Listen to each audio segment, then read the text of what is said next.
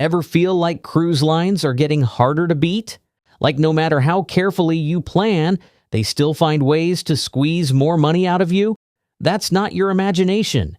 Cruise lines got smarter. The upsells now start before you even board. Their apps push you to spend. Their prices constantly change. And most passengers don't even realize how badly they're getting played. But not you. Not after this video. Today, we're exposing 16 cruise traps, scams, and insider hacks most passengers never discover. From fake customer service scams to hidden systems designed to keep you spending on board. By the end of this video, you'll know how to cruise smarter than almost everyone else on your ship. Let's start with the scam already costing passengers money before they even leave home. Number 1. The fake agent scam. Got a question about your cruise booking? Most people Google the cruise line's customer service number and call the first result. That's exactly what scammers are counting on. Cruise bookings already involve payment deadlines, itinerary changes, port fees, upgrades, and confirmation emails, and scammers know passengers are expecting confusing charges, so the fake support call feels believable. You call, a very professional agent answers, and suddenly there's an urgent problem, a balance issue, a processing charge, a payment that must be handled immediately, or your reservation gets canceled. Here's the red flag: pressure. Pay now or lose your booking is not normal customer service. It's the scam. The fix is simple. Never call a number from a Google search. Go directly to the cruise line's official website and use only the contact number listed there. And if someone calls you asking for payment, hang up and check your booking directly through your official account. Because the first cruise trap might not happen on board. It might happen before you even leave home. Number 2. The airplane mode trap. This one is simple, and it has destroyed family vacation budgets more times than anyone wants to admit. The moment you board a cruise ship, put your phone on airplane mode.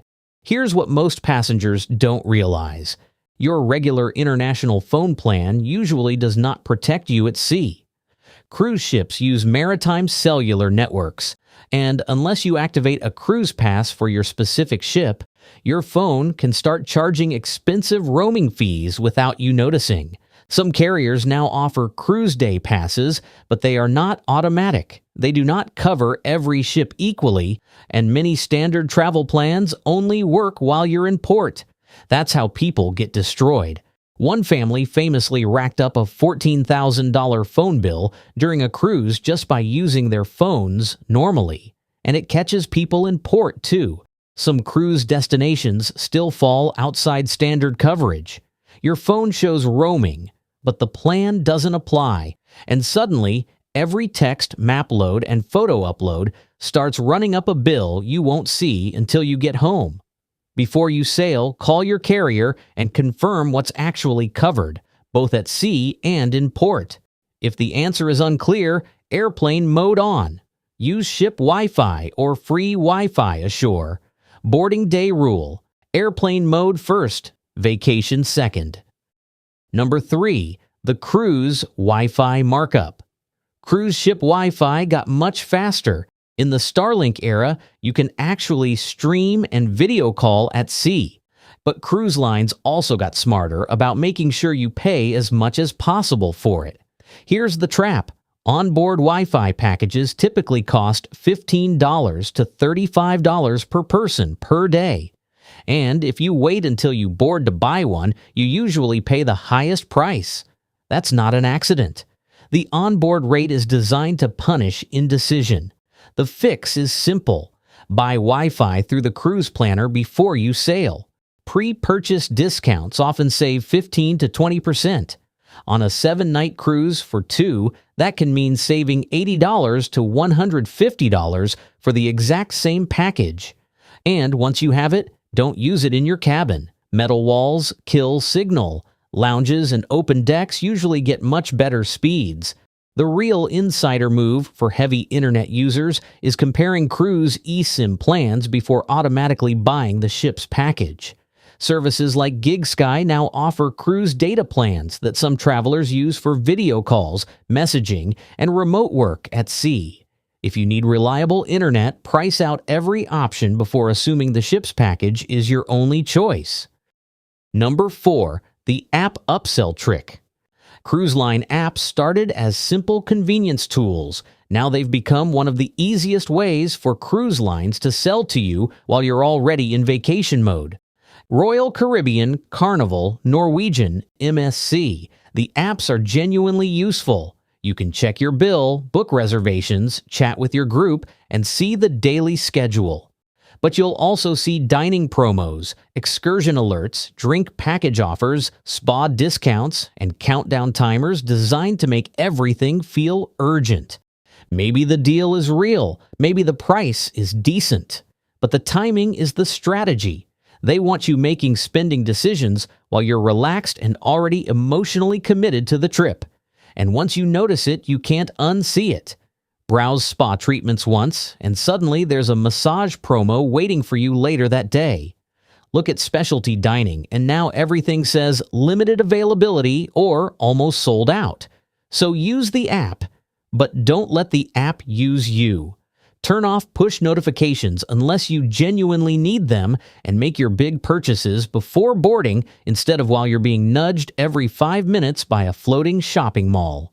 The app is a tool. Let it work for you, not on you. Number 5. The Shore Excursion Markup. Here's a number they'll never put in a brochure.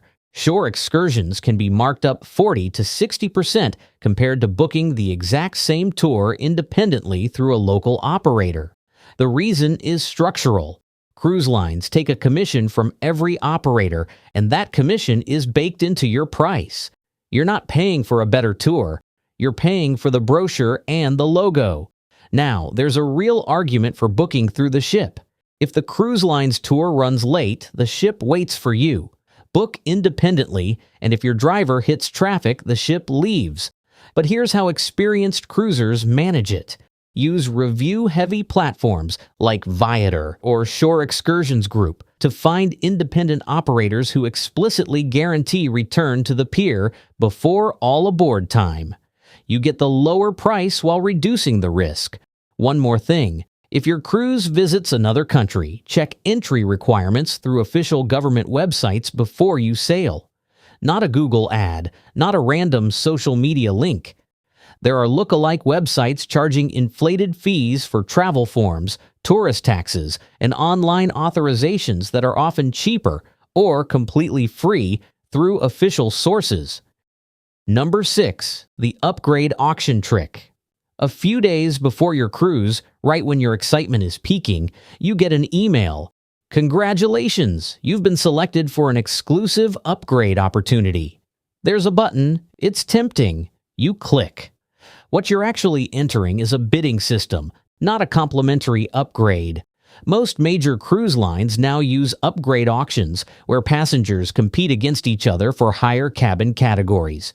Win the bid, and your card gets charged automatically before you even board.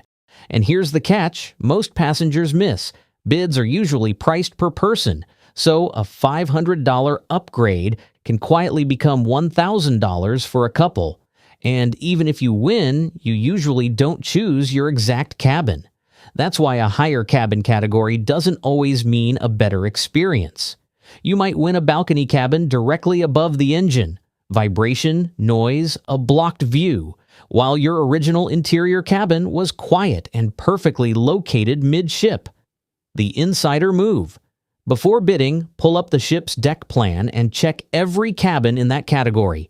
What's above and below? A nightclub? A 6 a.m. gym? A galley? The deck plan tells you what the email leaves out.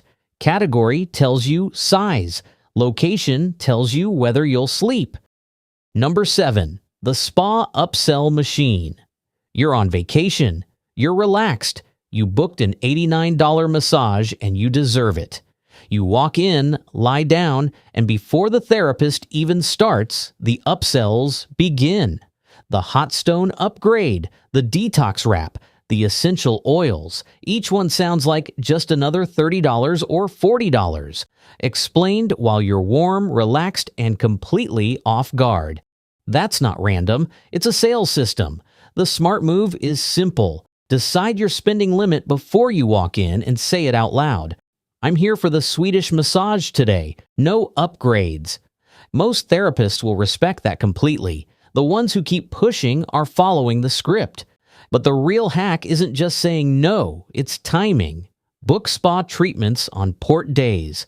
When the ship is docked and most passengers are ashore, the spa gets quiet. And that's when many cruise lines offer their biggest discounts to fill appointments. Ask about port day specials the moment you board. They rarely advertise them. Same spa, same service, significantly less money. You just have to ask on the right day. Number 8, the private island illusion. The marketing around cruise line private islands is incredible. Pristine beaches, turquoise water. But many private cruise destinations operate very differently once you actually get there.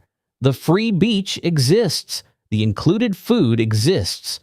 But wrapped around that baseline experience is an entire ecosystem of paid upgrades, premium beach clubs, water parks, cabanas, daybeds, and cocktails priced like they were mixed by pirates with student loans. That's the real business model. Sell the island as exclusive, then upsell every version of comfort once you arrive. Meanwhile, thousands of passengers are trying to enjoy the same exclusive island at the exact same time. The beach chairs closest to the water disappear early, and the first beach you see after stepping off the ship becomes chaos by late morning, because that's where almost everyone stops. The actual insider move is simple. Keep walking. Past the first chair clusters, past the loudest bar, past the photo op areas near the entrance. Most passengers stop long before that. That's where the quieter sections usually start. Enjoy the included food, skip the premium upgrades unless you specifically budgeted for them, and remember, the brochure version of the island is usually farther away from the crowd. Number 9. The dynamic pricing trick. Here's something cruise lines prefer you never notice. The prices in your cruise planner are not fixed. Drink packages, Wi-Fi, shore excursions, specialty dining, all of it changes constantly based on demand and how far out you are from sailing. The price you see today might be completely different next week. And here's the loophole most passengers never use. Many cruise lines let you cancel and rebook these packages if the price drops before your cruise. That drink package you bought for $72 per day might suddenly fall to $58 during a promotion. Same package, same cruise, different price. Cruise lines aren't going to email you and say, "Good news, you overpaid." They profit when passengers buy once and never check again. The smart move is simple. Set a reminder to check your cruise planner every week or two, especially during the final 90 days before sailing. When demand is high, prices go up. When sales slow down, prices drop. The passengers who keep checking are the ones who save money. Set the reminder. Check back. Keep the difference. Number 10. The hidden dining credit. Most cruisers know specialty restaurants cost extra. What many don't realize is that some dining credits, restaurant perks, or specialty meals may already be included in the package they booked. Most passengers see specialty dining and automatically assume extra charge. But cruise lines like Norwegian, Princess, and MSC often bundle these perks into promotions, and they're not going to chase you around the ship reminding you to use them. If you forget, that's your loss and their profit. Before you board, read your booking confirmation like it owes you money. Look for dining credits, specialty dining inclusions, or restaurant perks buried in the fine print. Then, the moment reservations open, usually around 90 to 130 days before departure, book immediately through the app or cruise planner. The best time slots disappear fast, and waiting until you board usually means getting stuck eating steak at 9:45 p.m. next to a screaming toddler. Don't pay twice for dinner you already bought. Number 11. The Loyalty Loophole. If you've sailed with a cruise line more than once, you're probably already in a loyalty program. And here's the near universal truth. Most passengers use about 20% of the benefits they're actually entitled to. Priority boarding, free laundry, Wi-Fi and dining perks, exclusive events. These aren't secret. They're sitting in your loyalty account right now. Most people just never bother checking. And then there's the bigger play, status matching. Some cruise lines will match status you earned with a competing brand, giving you priority perks on your very first sailing with them. One phone call asking, "Do you offer status matching?" can unlock benefits most passengers don't even realize exist. And here's the advanced version. Some cruise companies also offer onboard credit to shareholders who own enough stock, usually around 100 shares, though the rules vary by cruise line. It's not worth buying stock blindly just for a cruise perk, but it's exactly the kind of benefit buried deep in investor pages that most passengers never hear about. Before your next cruise, log into your loyalty account and actually read the full benefit list. Cruise lines know most passengers never claim all the perks they already earned. Number 12. The Quiet Cabin Rule. Most passengers pick a cabin based on two things: price and whether it has a balcony. Cruise lines love that, because the decision that actually determines your sleep quality is location on the ship. And cabin categories don't tell you that part. A more expensive cabin can still sit directly below the pool deck, above a nightclub, near elevators, beside crew corridors, or above the engine area. You can pay more money and sleep worse. Experienced cruisers follow one simple rule: book a cabin sandwiched between two passenger decks, as close to midship as possible. Passenger decks above and below usually mean sleeping neighbors instead of public noise. Midship also means less motion and less foot traffic. Before you book, pull up the ship's deck plan and check what's directly above, below, and across from your cabin. That 5-minute research step is worth more than almost any upgrade they'll try to sell you, because a quiet cabin is one of the best upgrades on the ship, and it's free if you know where to look. Number 13. The Free Cruise Trap. Cruise casinos love giving away free cruises. The problem is that most passengers completely misunderstand what free actually means. Here's how the system works. The casino tracks every dollar you gamble through your cruise card. The longer you play, the more offers start appearing. Free drinks, casino credit, discounted sailings, even complimentary cruises. Sounds amazing, and the offers are real. But the business model only works because most people lose far more money gambling than the cruise itself would have cost. And cruise casinos are designed to keep that happening. No clocks, constant noise, free drinks, machines positioned directly along major walkways. The goal is simple: keep you sitting there spending without noticing how long you've been playing. Now, here's the insider move experienced cruisers use. Treat casino offers like airline miles, not free money. Set a strict gambling budget before you board. Never chase losses. And understand that the best casino offers usually go to players who gamble consistently at lower levels over time.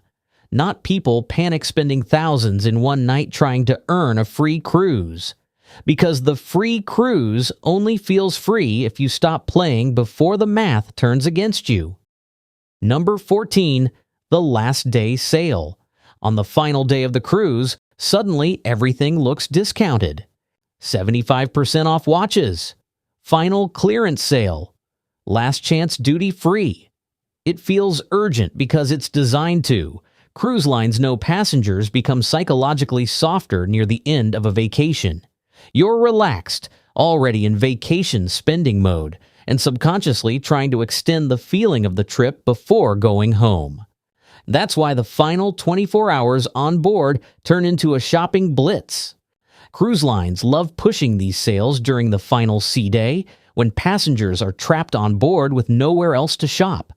But here's the part most passengers never realize. Not every last day sale is actually a great deal. Some discounts are real, some reference prices are heavily inflated, and the urgency is part of the strategy.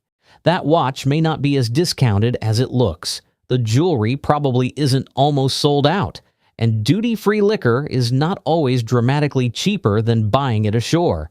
The real hack is simple. Treat the last day of a cruise like an airport terminal. Assume every purchase is emotionally engineered to feel urgent. If you genuinely wanted the item before the sale started, fine. If the urgency is the only reason you're considering it, walk away. Because cruise lines know something dangerous. People spend the most money right before the vacation ends. Number 15. The onboard credit trap. Onboard credit sounds like free money. That's exactly why cruise lines love offering it. You see $200 onboard credit, and your brain immediately treats it like cash.